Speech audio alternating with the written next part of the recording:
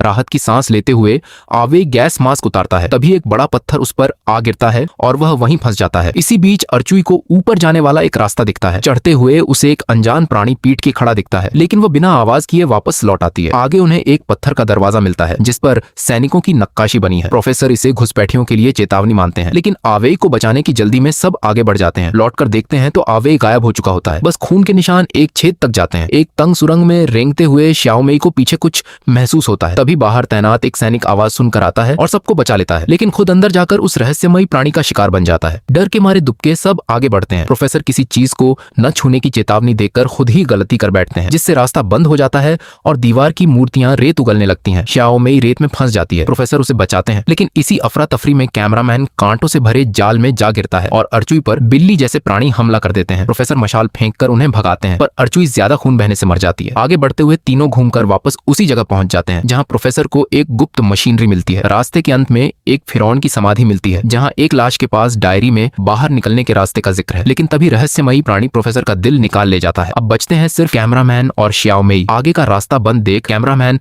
अकेला वापस जाकर उस राक्षस को कैमरे में कैद करने की जिद करता है। वहां पता चलता है कि वह प्राणी इंसानी शरीर और कुत्ते के सिर वाला मौत का देवता अनुबिस है, जो पवित्र दिल खाकर स्वर्ग पाना चाहता है। प्रोफेसर का दिल खाते ही वह वहीं मर जाता है। कैमरामैन छिपकर बच निकलता है और श्याओमेई डायरी वाला रास्ता ढूंढ लेती है, लेकिन वह प्राणी वापस आ जाता है। चढ़ाई करते हुए वह किसी तरह ऊपरी छोर तक पहुंचती है। तभी होश खोने पर उसे वही देवता फिर घूरता मिलता है। पंजा बढ़ाकर दिल निकालने से पहले वह रस्सी काट देती है, लेकिन आगे बिल्लियां रास्ता रोक लेती हैं। संयोग से बिल्लियां देवता पर ही हमला कर देती हैं और इसी मौके का फायदा उठाकर श्याओमेई ऊपर चढ़ती चली जाती है। हजार मुश्किलों के बाद आखिरकार वह पिरामिड के बाहर पहुंच जाती है, लेकिन थकान से बेहोश हो जाती है। होश आने पर सामने एक छोटा लड़का खड़ा दिखता है। श्याओमेई को लगता है कि वह बच गई, लेकिन अगले ही पल कुछ ऐसा होता है जिसे देखकर आपकी सच में रोंगटे खड़ी हो जाएगी। वह देखने के लिए कमेंट करें नेक्स्ट पार्ट।